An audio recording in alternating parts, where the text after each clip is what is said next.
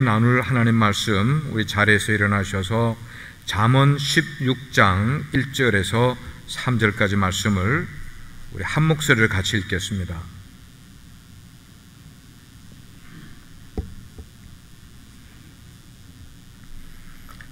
(16장) 1절부터 3절까지 같이 읽겠습니다. 시작.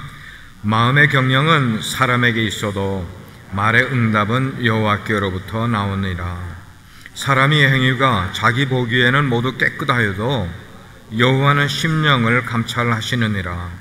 너의 행사를 여호와께 맡기라. 그리하면 네가 경영하는 것이 이루어지리라. 아멘. 착석하시겠습니다.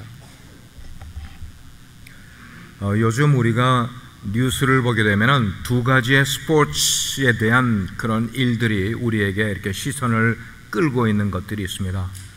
여러분들이 아시는 것처럼 첫째는 2018년도 러시안 월드컵이 드디어 이제 오늘이 지금 결승전이고, 우리가 예배 드리는 시간에 지금 결승전이 막 되고 있어요. 우리가 예배를 끝나면은 결승전에서 누군가가 이제 우승국이 나오게 될 텐데, 우리 태식 목사님, 누가 우승할 것 같아요?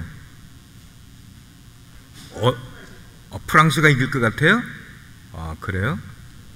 전반전 보고 들어온 거 아니에요?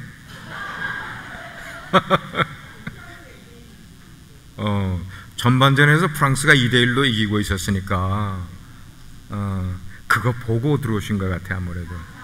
근데 만약에 크로아티아가 이기면 어떡하겠어요? 자, 이게 우리 이슈가 지금 이렇게 되고 있어요. 그리고 두 번째는 텍사스 레인저스에 우리 한인 야구 선수가 있어요. 누굽니까? 추신수. 그래, 막 이게 나와야 돼, 이렇게. 근데 이 추신수 선수가 이렇게 올스타에 뽑혔단 말이에요. 예, 그분이 10여 년 동안 메이저리그에서 뛰다가 어마어마한 금액을 가지고 텍사스에 이제 트레이드가 돼서 이렇게 금년에 올스타에 뽑혔다는 것은 그 개인의 명예뿐만 아니고 이건 우리나라로서 굉장히 자랑스러운 일이란 말이에요. 그리고 여러분이 아는 것처럼 49게임이나 지금 타자로서 이렇게 출루를 했다, 이렇게 1루로 이렇게 나갈 수 있었다 하는 것은 현역 야구 메이저리그 야구 선수로서는 지금 최고로 많이 출루를 한 선수가 됐으니까 이건 대단한 기록이라고 생각을 해요. 참 이게 기쁜 일이란 말이에요. 제가 이렇게 야구 이야기와 축구 이야기를 꺼냈는데 여러분께 한번 재미있는 질문을 한번 드려볼 테니까 우리 박정배 집사님 한번 대답해 보시길 바랍니다. 야구가 더 우리 인생에 가까운 것 같으세요? 아니면 축구가 우리 인생에 더 가까운 것 같으세요? 아이고, 일부 예배 때도 누가 물어보니까 그래, 두 개가 다 가깝다고 이야기를 하시는데 하나만 고르셔야죠. 하나만. 예. 이렇게 그냥 제 주관적인 생각입니다. 야구는 물론 9명의 팀으로 경기를 하지만 야구는 보니까 이렇게 피처가 잘 던지면 이렇게 스트라이크 아웃 시킬 수가 있고, 또 이렇게 타자가 홈런을 잘 때리면은 홈런 때리면 그냥 이길 수 있는 경기가 되더란 말이에요. 그러니까 야구는 팀워크이면서도 다분히 개인기가 들어간 그런 경기라고 생각을 해요. 예. 근데 그와 비해서 이 축구라는 게임은 말이에요, 11명의 선수가 뛰는데, 물론 축구를 메시와 호날두 같은 사람들이 이렇게 잘 하는 그런 골을 잘 넣는 선수들도 있긴 하지만, 이거는 예를 들어서 공간을 얼마만큼 점유를 많이 하느냐, 그리고 패스를 어떻게 잘 해주느냐, 여기에 따라서 예를 들어서 이번에 월드컵에서도 메시가 출전을 하고 호날두가 출전을 하고 브라질의 네이마르가 출전을 했는데도 그 나라들은 다 떨어졌단 말이에요. 그 말은 개인기가 아무리 뛰어나도 축구는 11명의 선수가 이렇게 공간을 점유하는 것들과 패스를 잘 해주는 것들이 자기가 골을 넣을 수 있는 옵션을 만들어줄 수 있고, 이게 다 힘을 합해야만 잘 뛸 수 있는 게 이게 축구라고 생각을 한단 말이에요. 예. 아무리 한 사람이 잘해도 다른 사람이 같이 해주지 못하면은 축구는 경기에서 이길 수가 없는 팀워크가 필요한 경기가 축구라고 생각을 하는 거예요. 이번에 러시안 월드컵에서 사실 저는 그 16강에 올라간 나라들 가운데 브라질을 응원을 했어요. 제가 브라질에 살았기 때문에 브라질 축구를 좋아하니까. 근데도 그 개인기가 뛰어난 브라질 선수들이 있음에도 불구하고 사실은 벨기에와 경기를 했을 때 벨기에에게 졌어요. 왜 졌는가 하면 바로 이 공간 점유 때문에 졌단 말이에요. 이 벨기에는 그렇게 뛰어난 선수들이 많이 있지 못했음에도 불구하고 이 공간을 점유를 하면서 팀워크가 잘 돼 있으니까 결국은 그 막강한 브라질을 이기는 일이 일어나게 됐던 것이라고 말해요. 그래서 저는 이 축구가 우리 인생과 상당히 많이 비슷하다 생각을 하면서 우리 인생은 아무리 개인이 똑똑을 하고 개인이 능력이 많이 있다 해도 개인의 능력과 실력만 가지고 인생을 성공할 수 있는 게 인생은 아닌 것 같다라는 결론을 여러분께 먼저 이야기를 하는 거예요. 그게 필요해요. 인간에게 실력이 필요하고 능력이 필요하지만 실제로 성공하기 위해서는 좋은 사람을 내 인생에서 만나야 되고 좋은 공동체를 만나고 그렇게 만나는 가운데 그런 사람들과 네트워크가 바르게 잘 연결이 될 뿐만 아니라 자기 자신을 그 사람들과의 관계에서 잘 오픈시킬 수 있을 때에 그때 우리 인생은 더 나은 인생, 저는 인생은 성공한다고 표현하지만 우리 크리스찬들은 형통하다고 저는 그렇게 표현을 하고 싶어요.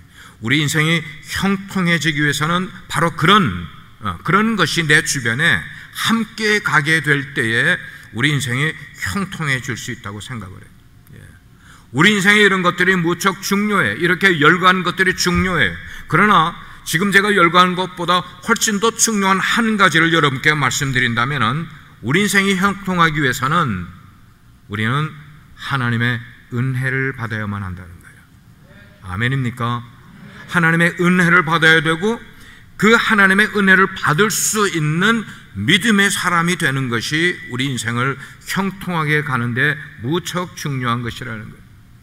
오늘날 많은 기업들이 인재들을 찾느라고 정말 눈에 불을 켜고 있어요. 그만큼 인재 찾는 것이 기업들에게 굉장히 중요한 그런 일들이 되어 있어요.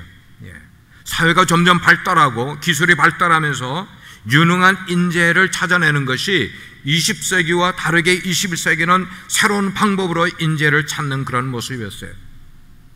우리가 이미 50대가 넘은 사람들은 그때 시대에 살았던 사람들은 인재는 어떤 대기업이 사람들을 유능한 사람을 뽑을 때 뭐예요? 먼저 이력서를 제출을 하면은 그걸 뭐를 먼저 봅니까? 학력을 먼저 보는 거예요. 이 사람이 어느 대학을 나오고 무슨 과를 어느 정도 실력 있게 성적이 어느 정도냐. 그래서 또 입사 시험을 치르게 되는 거예요. 그래서 유능한 사람을 채용을 하곤 했었는데 지금 21세기에는 입사 시험을 치는 곳이 거의 없어요. 시험으로 하지 않는단 말이에요. 어느 학교 나왔느냐 이걸 또 중요하게 여기지 않는단 말이에요. 기계 문명이 발달하면서 업무라는 것이 점점 더 옛날보다는 훨씬 더 복잡하게 이루어지고 있기 때문에 인재를 평가하게 될 때에 지능지수, 머리가 똑똑한 사람, 실력이 좋은 사람, 그런 사람을 하는 것보다는 이 감성지수가, EQ가 얼마나 발달한 사람인가 하는 것을, 그래서 사람들과 대면을 시키면서 아니면은 인터뷰하는 사람들의 마음을 감동시킬 수 있는 그런 재능을 가지고 있는 사람, 그런 사람이 우리 대기업에 필요한 사람이라고 해서 그런 사람을 찾는 거예요. 개인의 능력을 굉장히 중요하게 여기게 되는 거예요. 그래서 학교는 고등학교밖에 나오지 않았는데 그 분야에서 다른 사람이 따라가지 못할 정도로 탁월한 사람을 대기업들이 뽑는 거예요. 우리는 그런 사람이 필요하다. 여러분, 구글이나 인텔이나 이런 데서 요즘 그렇게 사람들을, 인재를 뽑고 있는 것을 우리는 알고 있어요. 회사에서 그리고 국가에서 미래를 위해서 좋은 인재를 발굴을 하고 그런 사람을 뽑아내고 키우는 거 굉장히 중요한 일이에요. 근데 저는 세상 이야기를 하려고 지금 말씀드리는 거 아니잖아요. 저는 하나님의 나라에서도 이 문제는 똑같이 같다고 생각을 해요. 하나님 나라에서 가장 중요한 것은 일이 아니고 프로젝트가 아니고 건물이 아니고 사람이라는 거예요. 하나님 나라가 가장 중요하게 여기는 것은 사람이라는 거예요. 예수님이 공생의 기간 동안 3년여 기간 동안 하나님의 미니스트리를 세상에 펼치시게 될 때에 예수님이 예배당 건축하셨다는 얘기 복음서에서 보신 적 있어요? 예수님이 어떤 조직체를, 강력한 조직체를 만들어서 그렇게 복음을 증거하셨다, 그런 얘기 들은 적 있어요? 한 번도 없어요. 그 대신 예수님은 공생애 하시면서 앞으로 세워지게 될 그 하나님 나라에 쓰임받을 그 일꾼들을 세우는 일에 예수님의 포커스에서 그 일에 가장 중점적으로 미니스트리를 펼치셨던 것을 우리는 알게 되는 거예요. 3년 동안 예수님은 그래서 가장 가까이에는 12제자를 두셨습니다. 그리고 조금 더 나아가서는 전도대로 훈련시키기 위해서 70명을 따로 훈련을 시켰습니다. 그리고 예수님이 부활하신 다음에 마가의 다락방에 기도하러 모였던, 그래서 초대교회가 처음으로 시작된 그 사람들은 숫자가 약 120여 명이라고 이야기를 하고 있어요. 그리고 예수님이 사역을 다 마치고 아버지께로 가시기 위해서 승천하실 때에 그 감람산에 모였던 사람들은 500여 명이 모였다고 이야기를 하고 있어요. 70명의 전도대 이름들이 성경에 기록이 없어요. 500여 명 예수님의 승천을 보던 사람들 이름들이 성경에 기록되지 않았어요. 그 말은 뭐냐면 이름은 기록되지 아니하였지만 그러나 예수님을 믿고 따랐던 바로 그 무명의 용사들, 그 사람들이 나가서 자기들의 사명을 감당하였기 때문에 오늘날 전 세계 5대장 6대주에 하나님의 복음이 증거되게 된 것은 바로 그렇게 이름도 없이 헌신했던, 그러나 주님을 따르면서 신앙을 키워왔던 그 사람들 때문에 복음이 증거됐다는 얘기입니다. 아멘입니까? 정말 중요한 거예요. 사랑하는 성도 여러분, 하나님 나라에서 귀한 사람은 주님을 따르면서 믿음으로 살아가는 사람이에요. 이 말씀을 들으시면서 나는 과연 그런 믿음의 사람인가, 지금 설교가 나오고 있는 이런 믿음의 사람인가를 우리 스스로를 한번 점검해보고 확인해 볼 수 있는 시간 될 수 있기를 바랍니다. 그래서 사도 바울이 고린도 후서 13장 5절에서 이렇게 말씀을 하고 있어요. 너희는 믿음에 있는지 아닌지를 너희 자신을 뭐 하라고요? 시험해보라, 이렇게 이야기를 하고 있어요. 너희가 믿음에 있는지 너희 스스로를 시험해보라. 우리 자신들이 과연 인생을 살아가고 있는데 정말 믿음으로 살아가고 있는지, 아니면 믿음과는 상관없이 어떤 형식적인 모습으로 살아가고 있는지 우리 스스로를 한번 시험해보고 점검해보고, 만약에 내가 그렇게 믿음 생활을 하고 있지 못하다면 지금부터라도 그렇게 믿음으로 살아가야 될 마음의 결단이 우리 가운데 필요하다는 것입니다. 교회를 섬기는 것도 다르게 섬기는 게 아니라 믿음으로 섬기는 거예요. 우리 가정을 이끌어가는 것도 다르게 이끌어가는 건 아니라 믿음으로 이끌어가는 거예요. 여러분이 사업을 하는 것도요, 여러분이 직장생활 하는 것도 믿음으로 직장생활, 믿음으로 사업을 경영하는 거야. 이렇게 하게 되면은 하나님의 은혜가 우리의 삶 가운데 저절로 여기 내면에서부터 막 올라오는 거야. 기쁨이 올라오고 살아갈 의미를 느끼게 되고, 이것이 우리의 표정으로 드러나게 되고 사람들과의 관계에서 드러나는 것을 우리는 보게 되는 거예요. 이 믿음에 두 가지 종류가 있어요, 여러분. 믿음은 그냥 믿음은 구원을 얻는다, 그런 믿음 아니고 두 가지가 있는데, 첫 번째 믿음은 구원에 이르는 믿음이라고 이야기를 해요. 구원에 이르는 믿음, 이거를 우리는 saving faith라고 이야기를 해요. 구원 얻는 믿음이다. 내가 예수님을 믿고 하나님의 자녀가 돼서 구원의 사건이 내 가운데 일어나는 그런 믿음, 이거를 구원의 믿음이라고 이렇게 이야기를 해요. 두 번째는 뭐냐? 이미 예수님을 이제 믿게 된 사람, 그래서 saving faith를 이미 가지고 있는 그런 사람은, 그런 사람이 이 세상을 살아가게 될 때에 무엇으로 살아가는가 하면 다른 것으로 살아가는 것 아니라 바로 믿음으로 살아가는 것, living by faith, 믿음으로 살아가는 것, 이것을 뭐라고 표현하는가 하면 성화에 이르게 하는 믿음이라 그랬어요. 그러니까 믿음은 두 가지예요. 하나는 구원에 이르는 믿음이 있고, 그렇게 구원을 받은 사람이 그 다음에는 성화에 이르게 하는 그런 믿음, 그러면 우리 지금 예배하고 있는 우리 모두는 첫 번째 믿음입니까? 두 번째 믿음입니까? 두 번째 믿음이 대부분이고, 오늘 대표 기도를 해주시는 우리 문진호 목자님이 참 귀한 기도를 해주셨어요. 그 한 센텐스. 만약에 우리 예배에 나온 사람들 가운데 아직도 예수님을 만나지 못한 사람이 있다면 오늘 예배를 통하여 예수님을 만날 수 있는 일이 일어나게 해주십시오. 이거 굉장히 중요한 기도예요. 그래요. 여러분 가운데 아직까지 이 saving faith, 구원 얻는 믿음이 솔직하게 나는 없다고 생각하는 분은 지금 이 시간에 그런 마음의 갈증을 한번 가져보시길 바라요. 누구에게 이렇게 뭐 인정받을 이유가 없어요. 누구에게 알려줄 이유가 없어요. 여러분 스스로가 알아요. 나는 구원 받았는지 안 받았는지. 그럴 경우에 아직 나는 예수님을 만난 적이 없다 그러면은 그렇게 기도하세요. 주님, 오늘 예배 시간에 내가 예수님을 만나고 싶습니다. 아멘. 그리고 다른 분들도 그렇게 기도하는 거예요. 예배에 나올 때마다 하나님, 오늘 우리 예배를 통하여서 예수님을 만나지 못한 분이 계시다면 오늘 예배 속에 예수님을 만날 수 있는 은혜와 축복을 주시기 바랍니다. 이런 거를 이미 세이빙 페이스를 가지고 있는 사람들이 그렇게 기도하면 되는 거예요. 근데 지금 여러분과 나누려고 하는 건 두 번째 믿음이에요. 성화에 이르게 하는 그런 믿음. 이 성화에 이르게 하는 믿음은 내가 하나님을 얼마나 의지하는지, 내가 하나님을 얼마나 사랑하는지라는 것보다는 하나님께서 나를 얼마나 사랑하시고 나를 위하여 놀라운 계획을 갖고 계시고 내가 하는 일마다 하나님이 찾아와서 함께 해주시는 그런 것을 더 구체적으로 내 신앙생활 속에서 알아가는 것, 깨달아가는 것, 이것이 바로 성화에 이르는 믿음이라는 겁니다. 여러분, 우리는 지금 오해를 하는 경우가 많이 있어요. 지금 여러분들은, 많은 분들이 거꾸로 생각을 해요.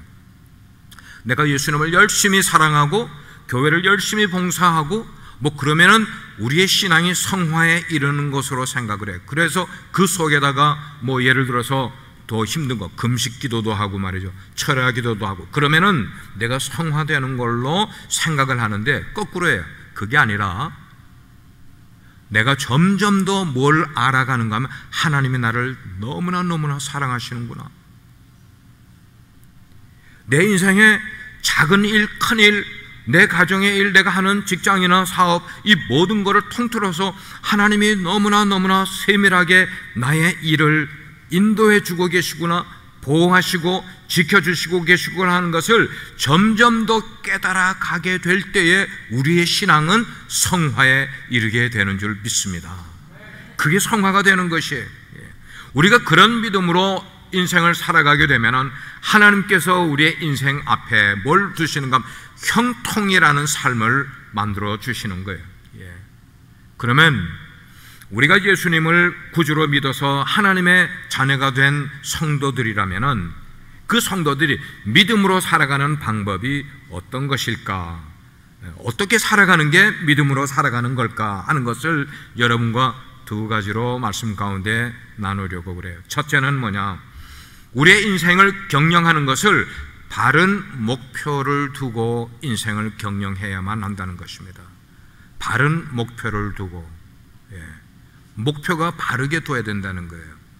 여러분의 인생에 목표가 다 나름대로 있으실 거예요.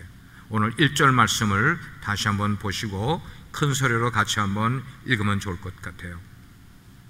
1절입니다. 시작. 마음의 경영은 사람에게 있어도 말의 응답은 여호와께로부터 나느니라. 이 말씀은 뭐냐면 하나님의 섭리를 강조를 하고 있지만 동시에 우리가 무엇을 하든지 전적으로 우리는 하나님만 의뢰하면서 살아야 된다는 것을 말씀해 주고 있어요. 제가 이제는 여러분께 해석을 해드리겠습니다. 풀어서 드리겠어요. 어떤 사람의 마음으로 자기의 앞으로의 인생의 5년 정도를 계획을 해요. 여러분 계획을 합니까 안 합니까? 계획 다 해요. 계획 다 해요. 그러면 제가 물어보면 여러분들이 합니다라고 대답해요. 여러분 계획을 하세요 안 하세요? 다 합니다.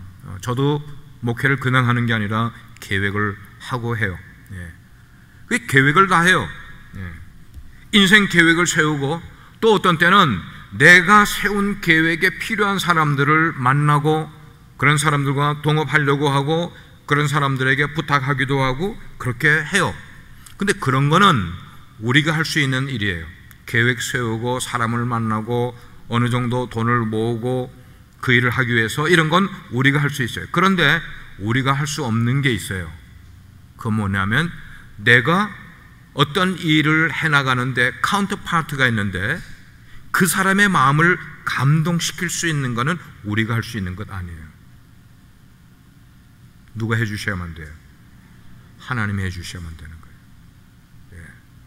일은 우리가 하되 그 사람들을 움직여 줄 수 있는 것은 그 사람들이 움직여서 내가 하는 일이 유익하게 되고 내가 하는 일이 잘 풀리게끔 하게 해주는 것은 우리가 할 수 있는 몫이 아니라 그게 바로 하나님이 하실 수 있는, 하나님이 경영해 주셔야만 되는 일이라는 거예요. 하나님을 믿는 사람들은 우리가 여기서 이야기할 때, 기도할 때 하나님을 믿는다고 이야기하고 하나님을 의지한다고 이야기는 하는데 이게 우리의 입술로만 그렇게 할 때가 너무나 많이 있다는 거예요. 그건 믿음이 아닌 거예요. 믿음은 뭐냐? 내가 입술로만, 그리고 내가 하나님을 정말 내가 의지합니다라고 입술로만 하는 게 아니라 내가 하는 모든 계획들, 그리고 그 일을 만들어가는 과정, 그리고 그 결과도 하나님이 결과를 만들어 주실 것에 대한 것을 다 하나님께 맡김으로 하나님의 선하신 응답을 받도록 기대하는 사람, 그런 사람이 정말 믿음이 있는 삶을 살아가는 사람이라는 거예요. 그러므로 하나님께서 그 사람의 사업 속에, 아니면 그 사람이 경영하는 것 속에, 그 사람이 직장 생활하면 그 직장 생활하는 그 속에 하나님이 계신지 계시지 않는지를, 이것이 바로 그 사업과 그 직장 생활이 성패가 바로 거기에 달려 있음을 우리는 알아야 돼요. 내가 하는 이 일에 하나님이 지금 계신지 안 계신지, 그리고 나는 지금 이 일을 하나님의 뜻에 맞게 하는지 내 뜻에 맞게 하는지를 여러분이 누구보다도 잘 아실 거란 말이에요. 그리고 두 번째는 그 사업과 그의 삶이 누구를 위한 것이고 무엇을 위해 그 일을 하는가를 여러분이 질문해 봤을 때 그것에 대한 대답이 분명하게, 이것은 하나님을 위해서 하는 것입니다 라는 대답이 나오면은 그게 믿음 있는 사람이 살아가는 삶의 모습이라는 거예요. 그래서 이 두 가지의 질문, 내가 하는 이 일에 하나님이 계신지 안 계신지, 그리고 이 일은 누구 때문에, 무엇 때문에 하는 것에 대한 대답이 나에게 명쾌히 있게 되면은 하나님이 그 삶을 이끌어, 이게 바른 목표라는 거예요. 자, 항상 바른 목표는 우리 인생의 성공의 첫 단추인 것을 여러분 잘 이해하시길 바라요. 바른 목표가 있는 사람은 그 바른 목표가 있는 것 때문에 바른 길을 걸어가게 돼 있어요. 오늘 여러분 목양실 쓴 것을 한번 보시길 바라요. 말씀과 연결해서 제가 목양실을 썼어요. 고린도전서 10장 31절에는 이렇게 말씀을 하고 있어요. 그런즉 너희가 먹든지 마시든지 그 다음에 무엇을 하든지 다 하나님의 영광을 위해서 하라. 하나님의 영광, for the glory of God. Whatever you do, for the glory of God. 여러분 마음의 인생 경영에 바른 목표를 가지는 분 되기를 주님의 이름으로 축복합니다. 여러분 이 바른 목표를 가지는 게 무척 중요해요. 다음으로 두 번째예요. 미래의 계획을 하나님께 맡기고 살아가시길 바라요. 아까도 제가 얘기했지만 여러분 나름대로 다 계획들을, 미래의 계획들을 갖고 계세요. 자, 오늘 본문 3절을 같이 또 한번 읽어보겠습니다. 같이 읽습니다. 시작. 너희 행사를 여호와께 맡기라. 그리하면 내가 경영하는 것이 이루어지리라. 자, 우리에게 표현된 말은 뒷구절이에요. 내가 경영하는 것이 이루어지리라. 이게 우리가 살아가면서 가장 우리가 원하는 게 그거예요. 내가 경영하는 것이 이루어지기를 바라는 거예요. 그런데 앞에 거가 중요한 거예요. 앞에 거. 그건 뭐냐면 너희 행사를 여호와께 맡기면 그리하면 네가 경영하는 것이 이루어지리라. 지금 그 말씀을 하고 있어요. 여기 맡긴다는 히브리어 단어는 뭐냐면 굴려보낸다는 뜻이에요. 굴려보낸다. 모든 일의 주도권을 나로부터 하나님께로 굴려보내라는 거예요. 이전까지는 내가 하나님을 모르고 인생을 살 때는, 바른 가치가 뭔지를 모르고 살 때는 인생의 주도권을 내가 굴려가면서 인생을 살아왔는데, 이제는 내가 굴려가던 인생을 누구에게로? 하나님께로 뭘 굴리는 거예요? 주도권을, 삶의 주도권을 그분에게로 굴려가라는 것이. 이것은 우리 인간이 자기 행복을 위해서 모든 계획을 다 세운 다음에, 그리고 그것을 성취할 힘이 없으니까 내가 할 수 없는 일을 벌려놓고 그 다음에 내가 감당하지 못하니까 하나님 앞에 손들고 하나님 도와주세요 라고 나오는 그런 것이 아니라, 여기 맡기라는 것은 그보다는 뭐냐, 어떤 일을 여러분들이 시작을 할 때부터, 애초부터 하나님이 원하시는 뜻이 무엇인가를 살피고 물어보라는 거예요. 시작할 때부터 물어보라는 거예요. 여러분이 어떤 사업을 시작하든지 어떤 직장 생활을 시작을 하든지 인생의 어떤 플랜을 세우게 될 때 아예 시작부터 그것을 물어보고 살피고, 그리고 하나님의 뜻대로 일을 경영을 하면서 그 과정과 결과까지도 다 하나님께 맡기고 의지하게 되면 하나님이 그 일을 할 수 있는 힘과 능력을 주신다고 성경이 말씀을 하고 있는 거예요. 아멘. 아멘.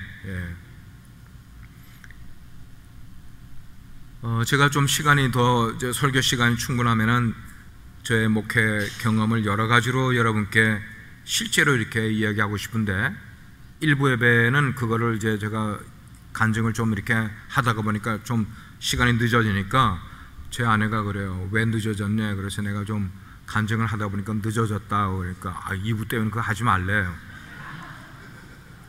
이게 컨트롤을 해 자꾸만. 마님이요. 못 사는 사람에게 그거는 아멘이 아니죠. 아멘 집사님. 못 사는 사람에게 있어도 성사는 누구에게 있다고요? 하나님에게 있다는 거예요. 우리가 어떤 일을 모략을 하고 어떤 일을 계획을 하는 것은 우리에게 있을지 모르지만 그 일을 성사 이루는 것은 하나님께 있음을, 여러분, 이게 믿음이 있는 삶의 모습인 것을 우리는 깨달아야 돼요. 그렇습니다. 우리의 미래는, 이걸 명심하셔야 돼요. 우리의 미래는 우리의 것이 아니라 하나님의 것임을 빨리 인정하시는 거예요. 이게 세상 사람과 믿는 사람의 디퍼런스는 바로 이거예요. 뭐가 다르냐? 우리의 미래는 나에게 있다고 생각하는 사람은 하나님을 모르는 사람, 그러나 나의 미래가 하나님께 있다고 인정하는 사람은 하나님을 믿는 사람이에요. 따라서 하나님만이 우리의 미래를 계획하실 수가 있고 바르게 가실 수 있게 된다는 거예요. 성경에는 인생의 미래를 알기 위해서 점치는 일, 이건 절대로 해서는 안 된다라고 이야기를 하고 있어요. 아마 여기 계신 분들 가운데 예수 믿기 전에 점쳐본 분들이 계실 거예요. 근데 저는 오늘 손들라고 그러지 않을 거예요. 여러분 속으로만 알고 계실 거예요. 점쳐본 적이 있다. 성경은 절대로 이걸 금지하고 있단 말이에요. 그런데 우리 한국의 실정을 보게 되면 정말 안타까운 것은, 제가 그 자료를 하나를 갖고 왔습니다만은, 지금 한국의 점 시장이 사상 최대의 호황을 맞고 있다는 거예요. 여러분 여기 한번 보시길 바라요. 이게 작년 11월에 나온 통계입니다. 한국에 점치는 사람들이, 그런 점치는 집을 운영하고 있는 사람들이 몇 명이 넘어요? 100만 명이 넘어섰다는 통계가 나왔어요. 무당들이, 역술가들이, 그래서 지난 10년 동안에 이런 숫자가 배가 더 늘었다는 거예요. 정치인들이, 경제인들이, 사업하는 사람들이, 심지어는 결혼에 관계된 일이든지 자기의 운명에 관한 일이든지 아픈 사람이든지 그냥 뻑 하면은 누구에게 찾아가는가 하면 점치는 사람에게 찾아가는 거예요. 이 사람들.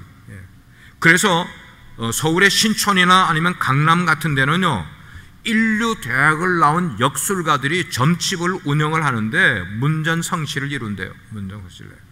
인류 대학을 나온 사람들이 뭐 하는가 하면, 그리고 한국에 이런 것을 강의하고 세미나를 하는 학원들이 많이 있어서 거기에는 인류 대학을 나온 사람들이 앞으로 역술가가 되기 위해서, 점치는 사람이 되기 위해서 와서 강의를 받고 세미나를 받으면서 점점 점치는 사람으로 왜 이런 일이 많이 일어나게 되는가? 경제가 나빠지게 되고 수입이 어렵게 되니까 점점 점치는 사람들이 많아지고 그 점치는 사람들을 찾아가는 사람들도 많아지는 것이 지금 한국의 실태라는 것이에요. 젊은 사람들을 위해서, 신세대들을 위해서 인터넷으로 점을 치고 그 다음에 사이버로 점을 치는 사람들이, 어떤 사람들은 한 달에 3억, 4억을 버는 사람들이 있다는 거예요. 성경은 뭐라고 이야기를 하고 있느냐? 신명기 18장 9절에서 14절까지 보면은 성경은 우리에게 이렇게 말씀을 해주고 있어요. 내 하나님 여호와께서 내게 주시는 땅에 들어가거든, 이스라엘 백성들이 광야를 지나서 하나님의 약속의 땅 가나안에 들어가거든, 너는, 이스라엘 백성은 그 민족들의 가증한 행위를 본받지 말 것이니 그의 아들이나 딸을 불 가운데로 지나가게 하는 것이나, 그 다음에부터 나오는 것이 점쟁이나 아니면은 길흉을 말하는 것이나 요술하는 것이나 무당이나 진언자나 신접자나 박수나 초혼자를 너의 가운데 용납하지 말라. 너희 공동체 안에 절대로 용납하지 말라. 여러분, 지금 이 구절들에 보게 되면은 점술의 종류가 8가지가 나오고 있어요. 8가지. 이게 다 점술과 관계되는 거예요. 점치는 것과 관계되는 것, 길흉을 말하는 것. 우리 인간이 미래의 일을 알고 싶어하는 건 누구나 다 그런 거 알고 싶어해요. 또 그렇게 하면서 미래에 나에게 화가 올 것을 미리 막아보자, 액땜을 해보자 하는 그런 마음도 우리 인간의 마음 가운데 누구나 다 가지고 있는 그런 마음. 이게 뭐냐면 기복신앙이라는 것이에요. 하나님을 믿는 사람은 하나님이 아닌 어떤 인간에게 절을 하든지 거기다 복채를 갖다 주면서 이런 너의 미래의 운명에 대해서 물어보지 말라고 이야기를 하고 있어요. 물어보지 말라. 결국 사람들은 자신들의 길흉화복을 내가 통제해 보려고, 내가 컨트롤 해 보려고 하는 욕심 때문에 그런 일을 하게 되는 거예요. 하나님께 의뢰하기 싫다는 거예요. 내가 컨트롤 해보자는 거예요. 나에게 흉이 올 것 같으면 그 흉, 화를 내가 미리 알고 미리 준비하고 액땜을 해보자. 그래서 구술해보자. 이렇게 자신의 삶을 스스로 통제하고 컨트롤함으로 자신이 자신의 삶의 주인 노릇을 해보려고 하는 것을 성경에서는 이게 바로 원죄라고 이야기를 하고 있어요. 이게 원죄라는 거예요. 내 인생을 내가 스스로 컨트롤, 내가 주인이 돼서 컨트롤 해보자. 그렇지만 여러분, 내가 하나님을 믿는 사람이고 내가 하나님의 백성이라면은 절대로 우리는 내 인생에 내가 주인이 되어서 스스로 내 삶을 컨트롤 하려고 애를 써서는 된다, 안 된다? 안 된다는 거예요. 안 된다는 거예요. 그래서 하나님께 우리의 인생을 맡기라는 거예요.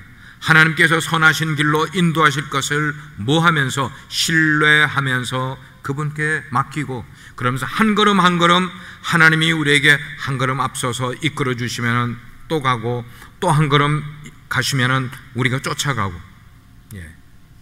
그래서 사망의 음침한 골짜기를 지날지라도 뿐만 아니고 주님의 막대기가 나를 인도하시는 대로 이끌림 받아 갈 수 있는, 하나님이 인도해 주시는 대로 하나님을 의지하고 살아갈 수 있는 바로 그런 것이 믿음의 사람이 살아가는 삶의 모습인 거예요.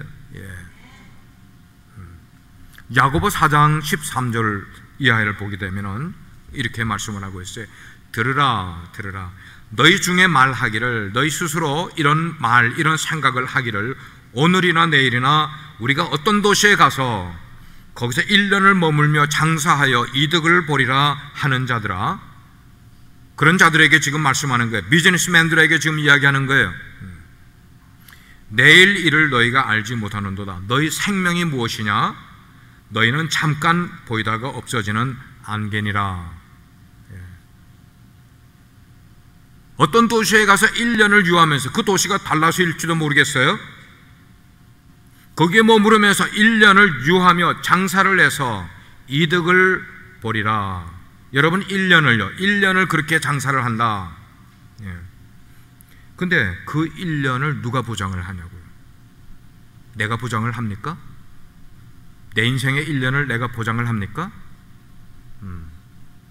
시사에 밝으신 분들을 위해서 시사의 예화를 여러분께 이야기 드릴게요. 지금부터 약 40년, 50년 전 이야기입니다.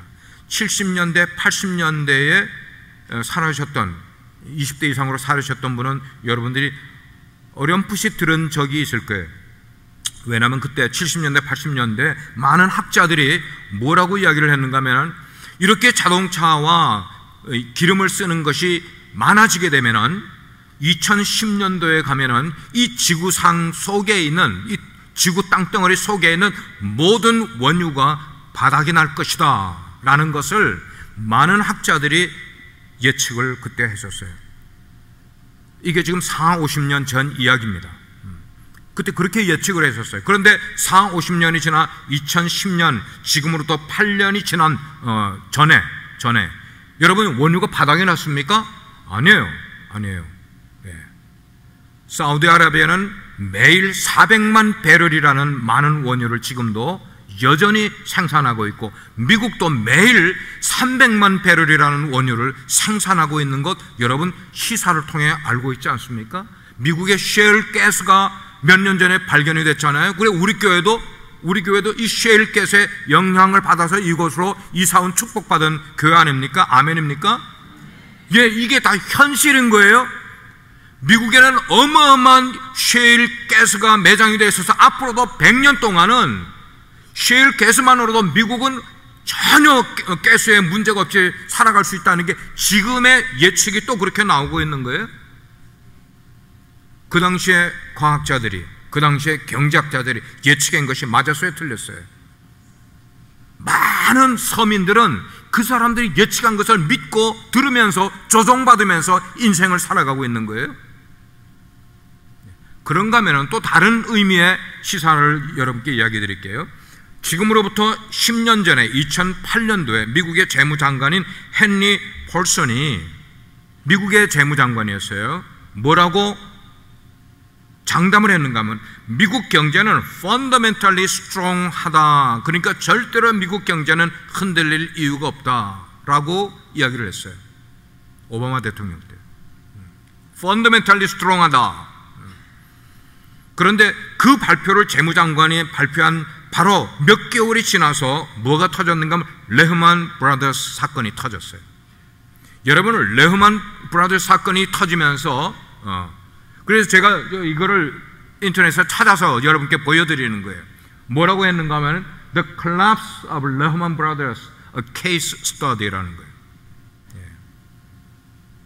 재무부 장관이 미국은 전혀 경제적으로 흔들릴 일 없을 만큼 튼튼하게, 펀더멘탈리 튼튼하다고 그렇게 장담을 한 거지, 불과 수개월 전이었는데 그 수개월 후에 레만 브라더스가 뻥 터지니까 미국 경제는 완전히 그냥 펠런제. 그래서 기름값도 올라가고 뭐 모든 게 다 뒤죽박죽. 미국만 그랬어요? 한국이 영향받고 그것 때문에 IMF 떨어진 나라들이 여러 나라가 걸려 떨어지고요. 유럽이 그것 때문에 엄청나게 어려워서 이태리, 스위스,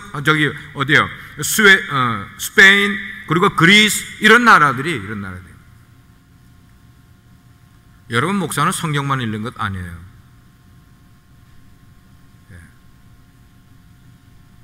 그래서 어느 대학 교수가 미래를 예측하는 그런 책이 있다면요, 목회자는 누구보다도 먼저 그 책을 읽어요. 예수님의 우리에게 말씀하신 비유 가운데 이런 비유가 있어요. 창고를 크게 늘려서 오랫동안 먹을 양식을 쌓아놓고 그가 하는 말이 뭐라고 얘기했는가? 내 영혼아, 자 이제는 양식이 이만큼만이 쌓였으니 편히 쉬고 먹고 즐기자 라고 할 때에 하나님이 그에게 말씀하시기를, 이 사람아, 오늘 밤에 네 영혼을 내가 취하면은 이 소유가 누구 것이 되겠느냐라는 것을 하나님이 그렇게 말씀해 주신 걸 예수님이 예를 들어 말씀해 주신 거예요. 우리 인생 우리가 예측할 수 있습니까? 예측 못하죠. 그러므로 오늘 내가 많은 계획을 세워놓고 너무 자신만만하게 확신하면서 내 인생은 내가 만들어갈 수 있다고 자신하면서 미래의 5년 후의 계획을 빈틈없이 지금 만들어서 이대로 가는 것처럼 인생을 믿고 살아가는 일들은 매우 매우 어리석은 것이라고 성경은 말씀을 하고 있어요. 예, 우리는 인정해야 돼요. 내일을 알지 못하는 존재가 나라는 것을 인정을 해야만 돼요. 예. 타이타닉이라는 어마어마한 배를 만들어서 영국에서 출발해서 미국으로 건너오는 그 첫 취항에서 거기에 탄 수천 명의 사람들이 자기들의 운명이 그 북대서양 그 바닷속에 수장될 것을 알았다면 누가 그 배를 탔겠어요? 누가 그 배를 탔겠어요? 우리는 영화 보면서 재밌다라고 봅니까?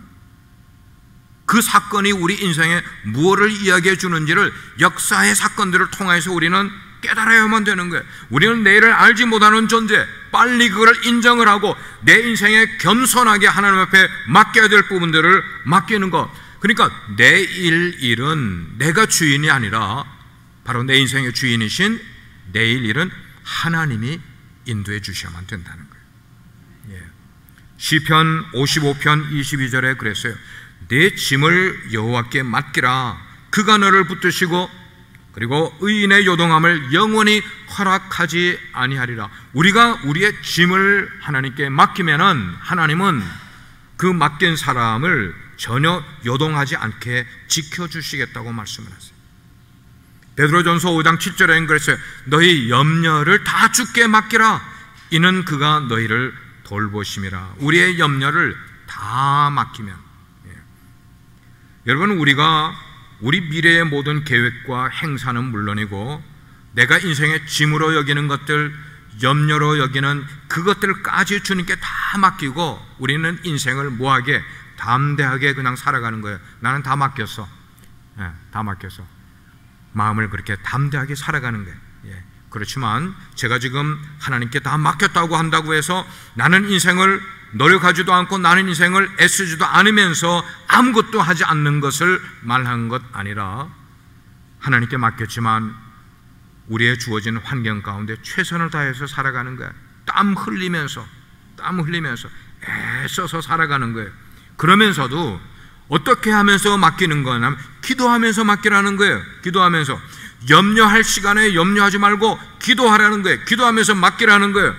그러면 기도가 우리의 염려를 이겨내게 만들어 주는 거예요. 아멘입니까? 예. 염려할 시간에, 불안해할 시간에 기도하면은 그것을 하나님께서 이기게 해 주신다는 거예요. 빌립보서 4장 6절과 7절의 말씀을 우리 함께 읽겠습니다. 함께. 자, 한번 소리내서 읽습니다. 시작. 아무것도 염려하지 말고 오직 모든 일에 기도와 간구로 너희 구할 것을 감사함으로 하나님께 아뢰라. 그리하면 모든 지각에 뛰어난 하나님의 평강이 그리스도 예수 안에서 너희 마음과 생각을 지키시리라. 기도하겠습니다. 하나님, 우리가 믿음이 있는지 없는지는 우리의 인생을 염려하며 살아가는지 짐으로 여기면서 살아가는지 불안해하는지를 보면은 알 수가 있습니다. 우리의 환경은 좋을 때도 있지만 나쁠 때도 있고 건강할 때도 있지만 아플 때도 있는 것이 우리의 인생입니다. 이런 것 전혀 없이 살아가야 바른 삶이라면은 그것은 불신자들이나 하는 생각입니다. 아버지, 그런 인생을 살아가게 될 때 우리로 하여금 우리의 모든 인생의 경영을 하나님께 맡길 수 있는 저희들 되게 해주십시오. 근데 그 맡기는 것이 바로 믿음이라고 성경은 말씀하고 있습니다. 오늘도 우리의 삶을 하나님께 맡기고 내일의 우리의 삶도 하나님께 맡기는 저희들 되게 해 주십시오. 우리 인생의 주인 되시는 주님께서 우리가 흔들리지 않도록, 요동하지 않도록 붙들어 주시고 우리는 그냥 쫓아가는 자들 되게 해 주세요. 예수님